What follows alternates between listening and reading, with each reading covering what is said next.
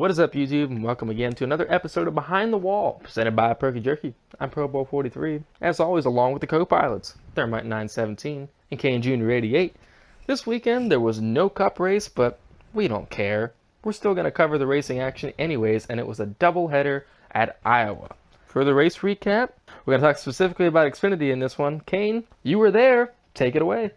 Yes, I was there. Thank you, Tyler. It was a pretty exciting race from where I was sitting right there towards Turn 4 exit.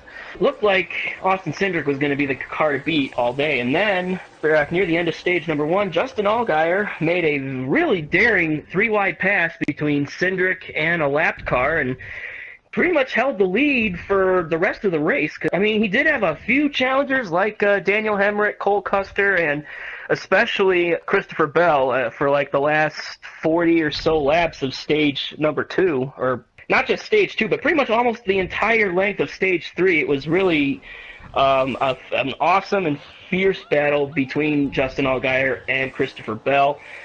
But, yeah, I mean, we didn't know who was going to win, but in the end it was Justin Allgaier taking home the win at Iowa. How appropriate. He drives the car with all the corn on it, and the track is literally surrounded by cornfields, so how appropriate. And then if that's not appropriate enough, the night before in the truck race, Brett Moffitt, who is an Iowa native, he's from the town of Grimes, Iowa, which is on the other side of Des Moines. He picked up his third career win in the trucks and his second win of the season, driving for Shiggy Hattori, who very surprisingly are going through a bit of a situation right now with sponsorship, and they're not sure they're going to be able to get to Chicagoland in a couple of weeks. So this win will definitely help in that search. So congrats to both drivers, and let's go on to ratings. Thermite, we'll start with you. You haven't said anything yet. Are you happy to hear my voice finally? It's been a while. No. But No! y'all suck! I'm going to combine both races this weekend because it was awesome. I'm going to give it a 9.5. I mean, it was great. I mean, Cup was off. It let the other drivers shine, the series regulars. There was multiple groove racing in both of them. Trucks was probably a little better than Xfinity, but it was still really great actual racing in both of them. I would probably give it a 10 if Xfinity had as good of a finish as Trucks, but I mean, there was just action throughout both races for the whole time. So I'm really, really pleased with this weekend. Tyler? Yeah, I definitely agree. I'm just going to lower my rating slightly, just a little bit. For the weekend as a whole, give it a 9. I think the Trucks is a 9.5. Xfinity's 8.5. Obviously you had a great finish in the truck race. We saw that. Just a little bit better action overall racing, and I think it was less dominated than Xfinity was. Justin Allgaier led over 170 laps, and even though there was plenty of good racing throughout the pack and at the end of stage 1, blah, blah, blah. And, Christopher Bell never really let him get away, but he bottled it at the end, and the finish wasn't quite as good. Just still a really satisfactory race. With a better finish, it could be a 9.5, and the whole weekend, I think, could be a 9.5. With a maybe side-by-side finish, it could be closer to 10. It just was a nice weekend to sit back, just enjoy. Gave two shits that Cup was off, and you just... whatever. I put down my phone for a lot of it, just simply enjoyed what I had in front of me, and it was nice to see that, because we don't get that as often anymore. So, I'll take it. And Kane, what's your race rating? I'm going to agree with Nick. I'm going to give it a 9.5. Obviously, you had not only great racing, obviously two great winners in Justin Allgaier and Brett Moffitt. And again, I mean, obviously, I will agree the truck race was definitely better than Xfinity, even though I was at the Xfinity race. But Xfinity definitely didn't have a shitty race, because obviously the fight for the lead, as well as a lot of side-by-side racing throughout the pack, and then the way the leaders had to navigate their way through lap traffic was also interesting to watch, because you thought, oh man, are they going to get screwed right here, like Christopher Bell did last year? Well, thankfully they didn't, and we were able to enjoy easily one of the best race weekends of the year. And this might sound unpopular, but I feel like Cup should not have a date at Iowa, because if they did, that means they would be running in these lower series races, and that kind of takes away from the great racing that we saw this whole weekend. That's why these standalone weekends are definitely worth going to, even if it's over 4 hours away. Great point. Certainly is. And with that, Hmm. we're going to get right into our topics for the week. And the first one, naturally, is Kane's Iowa experience. So, Kane, give us everything you want to say about it. I know you had a little corn on the cob there. So, share it. Yeah, that the call was called the bake coordinator. It's literally a corn on the cob with wrapped in bacon with sriracha and sour cream on it and jalapenos. I obviously I didn't order mine with jalapenos because I don't like jalapenos, but that's not beside the You point. bastard. It was amazing. Well, not just the corn, but the whole race itself. My brother actually got the tickets for my birthday, so he's the kind of the person I need to thank for that.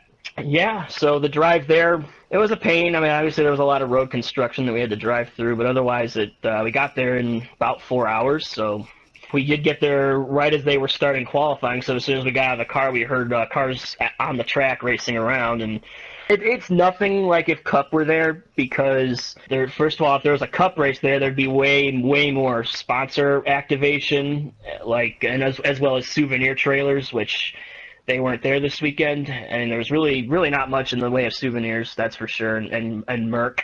But it was still worth going to because again, without Cup there, you have all these big names in the series, like series regulars and the young kids, who have a chance to prove themselves, and I would say they definitely did. And I think my brother kept rubbing. He's like, "Well, was it worth it?" I was like, "Well, fuck yeah, it was worth it." So then I'm driving home. We stop at the world's largest truck stop there in eastern Iowa, and then we try to go to my one of my favorite bars in the area for dinner, and of course they stopped selling food. So did not have a Adam Sandler reaction like he did in Big Daddy, thankfully. So. Ah, horse shit!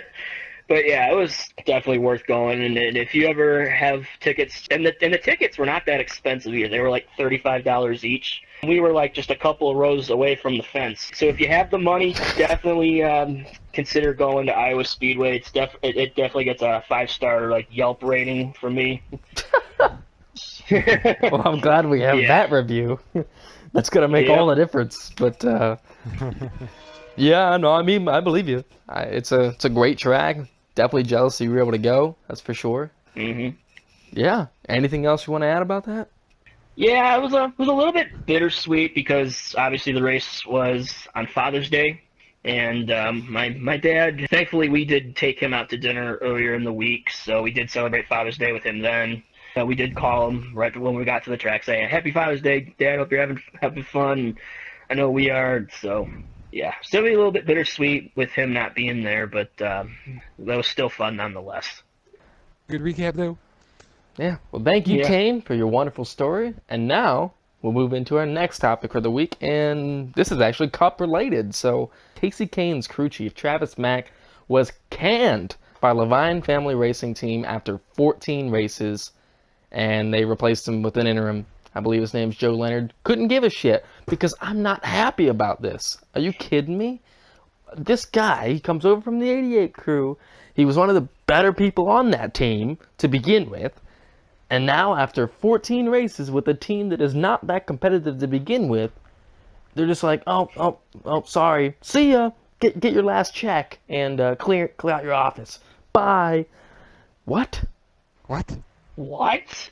Like you said, the team's not that great to begin with, and they'd probably be doing a lot worse without Travis right now because he's a good guy. He's a good crew chief. He helped when who was that even when Bowman drove the 88 for a while. No, it was last year at Richmond when Greg Ives was suspended for having 2 loose lug nuts the previous week at Darlington.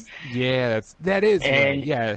Yeah, I mean, that race, they ran good, but that's not even the point. Like, he is a much better strategist than Greg Ives. I take a jab at Greg Ives while I can. And they've tried it this year, too. I mean, they were up front at Michigan a couple times just due to strategy, but you saw that car is slow. It's not going to go anywhere. And damn near, if the rain came, they could have walked out of Michigan as winners if the rain had come and started going like crazy when they stayed out that last caution. Man, it's a rough deal. I don't really get why, after just that short amount of time, they needed to make a change. Is he not working well with Casey, or what? I don't know. I mean, the only thing I can think of is the chemistry wasn't there. Because if you're going to start firing guys, don't get rid of your best guys first. Exactly. I mean, again, it doesn't matter who comes in. they're not going to turn the program around. Again, this team No. has been a backmarker team since they initiated. So, and they have climbed. I mean, they've made progress, and I feel like that progress is still coming into this year. They get Casey Kane, they get a new crew chief, a guy with experience. It comes with a great team, and then all of a sudden you just want to go ahead and throw in the towel after 14 races. Again, I can't believe this. After 14 races, we're pulling this shit again. Casey Kane had to have a crew chief change late last season just because, and that was frustrating too. We even talked about that way back when. Like, they didn't make a crew chief change soon enough. But now this change with a different team is way too soon. So what's their goal here? They don't have a goal, it sounds like. Bingo. I honestly don't know. And that's really all there is to say about it. I'm very disappointed. And hopefully he gets another job somewhere soon with a better team. Yeah. And kicks Dale their needs ass. Dale needs to hire him at like JRM or something. That might really help. I mean, I don't know where he would be good at because they have 3 good teams, and then Michael Annette's just a dumpster fire, so it certainly wouldn't help him. Mm-hmm. Man, taking jabs. I guess we needed some rage in this podcast, and it's going to come in this section, so yeah. Michael Annette sucks, Greg Ives sucks, Levine Family Racing sucks. Anybody else suck? You can throw under the bus here? I mean, Kane at turn 3 at Kentucky. That's true as well. Ever race But- Kane online, you're going to get run the hell over by him in turn 3. But not at Dover. we're not going to go there, Thermite. But I think that wraps up the topic section, so we're going to move on.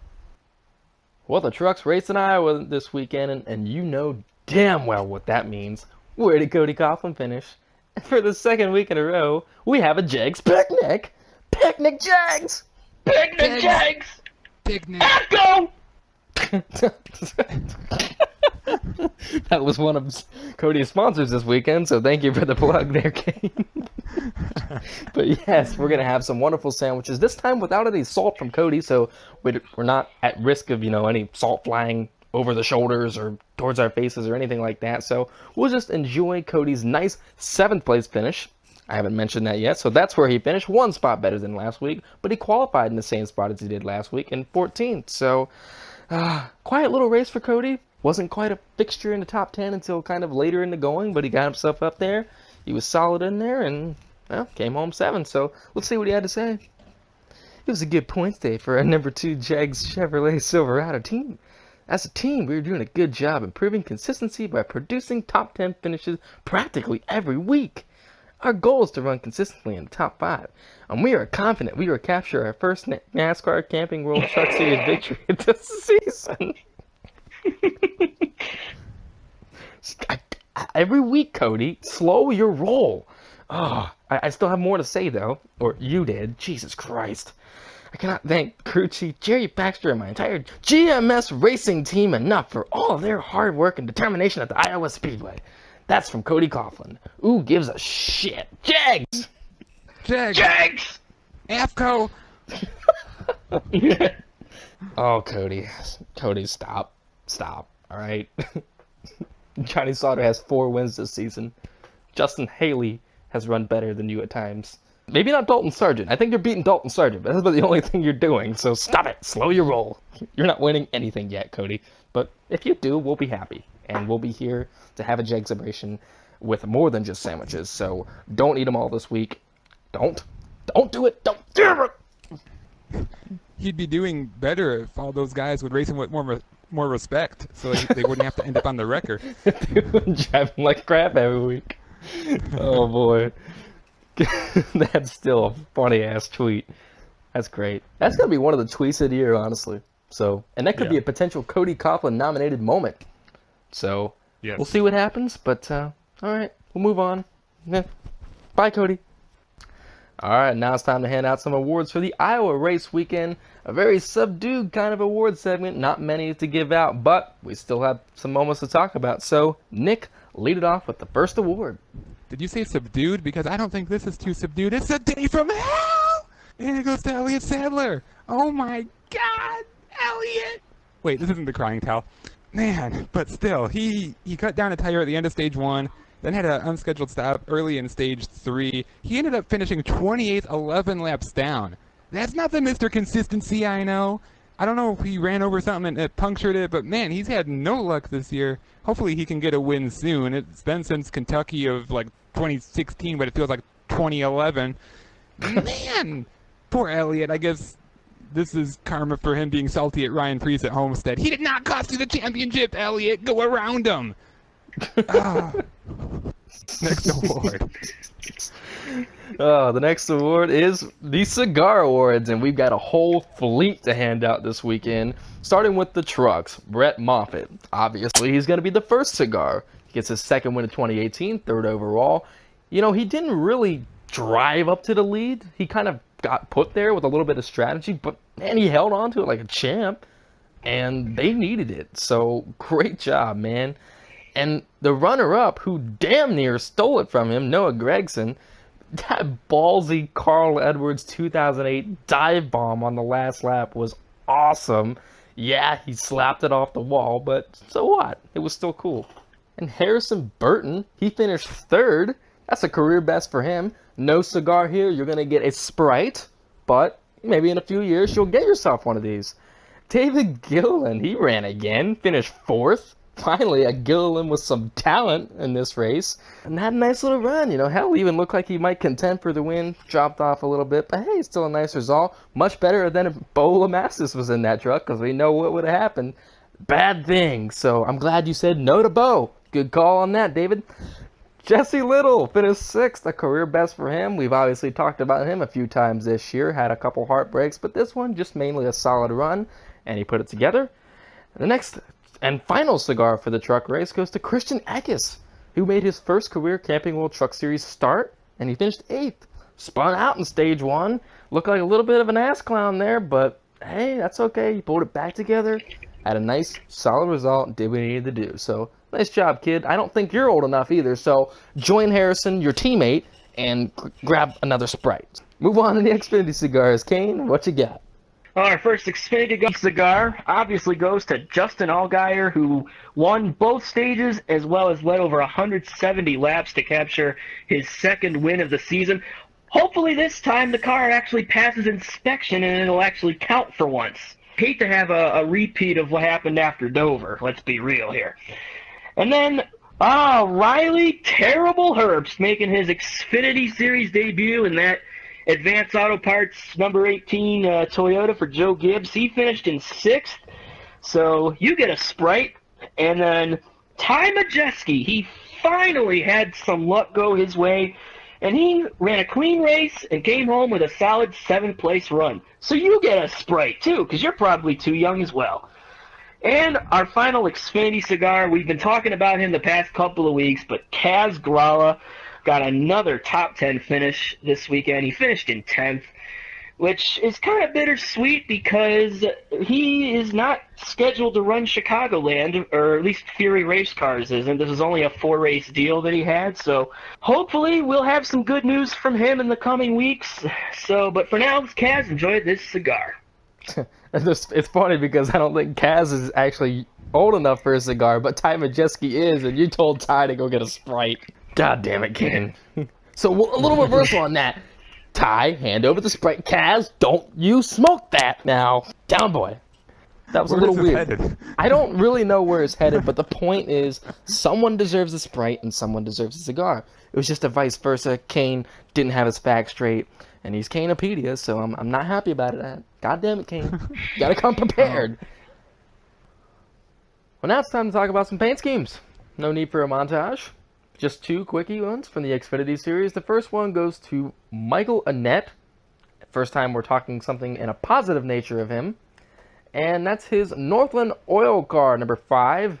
This car ran last year, also at Iowa, and that was actually nominated for one of the best paint schemes of the year in the Xfinity/truck category. And it's the same car. Nothing wrong with that. There's nice shades of Davey Allison from the 80s. You can see it clearly in this car. Just a nice, good-looking, crisp car, and better than the normal one he runs. So that's a good thing. We like it. And we have one more. Nick, what is it? It is Riley Herbst, number 18 for Joe Gibbs Racing, his Xfinity debut. It's Advanced Auto Parts, and it's just a nice, fast-looking paint scheme. You got your typical Advanced Auto Parts, red and black and yellow. but it just works really nice. The yellow's more like an accent and has some nice little gradients and thin lines, and there's a good amount. The proportions of black and red are nice. It just looked good. I mean, going from the Maltesers tubes to this one, it's a breath of fresh air. Absolutely. No tubes involved. Bastard. Ugh. Don't even. Damn it, Nick. Why'd you bring that car up? Luckily we don't have any worst paint schemes of the week, so we don't have to rage anymore. Just two nice, simple ones. I'm happy. Just following the Iowa flow of just good things. So we're appreciative of that. Thank you. And that does it for our episode of Behind the Wall, presented by Perky Jerky. For Damani HD, I mean, we're still looking for him, but I think we're going to end the search eventually. For Kane Jr. 88, thankfully he didn't get lost in the cornfields of Iowa and returned home safely. For Pro Bowl 43, unfortunately wasn't able to pull off the Stage 2 win in our league race at Dover. I don't know, he must have got a little loose or something. And for myself, Thermite 917, I just needed the stage points, man. I mean, you know, you race me hard, I gotta race you hard. Sorry it didn't work out, you know, I don't know. Fucking clamshell. Thank you for listening. You've been Behind the Wall, and see you next time.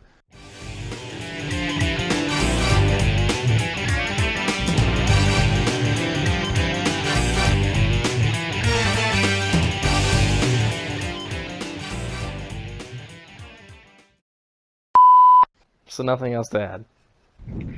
Well, if you want me to add one more thing, No, you don't have to. Jesus Christ. I'm going to have to do some editing. Help me. Then I went to Taco Bell. Then you went to Then I had to Taco go Bell. to the bathroom. No. Were you there, Thermite? Because I don't believe you were. Ooh. That was actual sound from Kane in the bathroom. What the hell was that? No, I was not in the bathroom with you, so I'm happy about that. Oh, who did this? There's shit everywhere. What? I didn't say that's what happened. There's shit on the walls. Never Taco mind. Bell. You go to Taco Bell. Hey, can I have the cane? Look at the cane. Let's cane it. It's got a moist maker. Yes. Okay. Okay. We must move on now. I'd probably just give, you know, I'm gonna give, I'm gonna, maybe there's a reason you haven't heard my voice in a while. Son of a bitch. I tried to get on Kane's side. I wasn't talking about Stage 2, I was talking about Kane 1. Kane won? Oh. Dover. Oh, You yeah. dumbass. Later. See ya. Your uncle won something. You didn't. Bitch. Bitch! Hold on a second. Time out. No! What the frick? Get your ass back here. He seriously left. Oh my god. You need to sit still. Lay. Well, this has been Behind the Wall, presented by Perky Jerky. We hope you enjoyed it. Frickin' Tyler Fritz! Yeah, what a dick. Excuse me, what was that? Nothing. That's what I thought. You'll find out in the outtakes. Oh, I better not. But I will anyways. Douchebags. Yes. Go! Oh, you're ready? I'm ready. Fine, I see the dick. picture now. I'm ready. Alright, fine, you frickin' cabbage.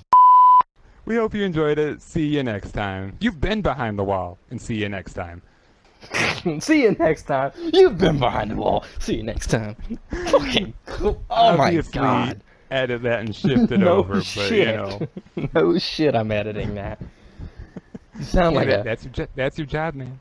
That is You gotta- that is my job for this week. You gotta cut out the door in the treehouse. You had one job. Oh.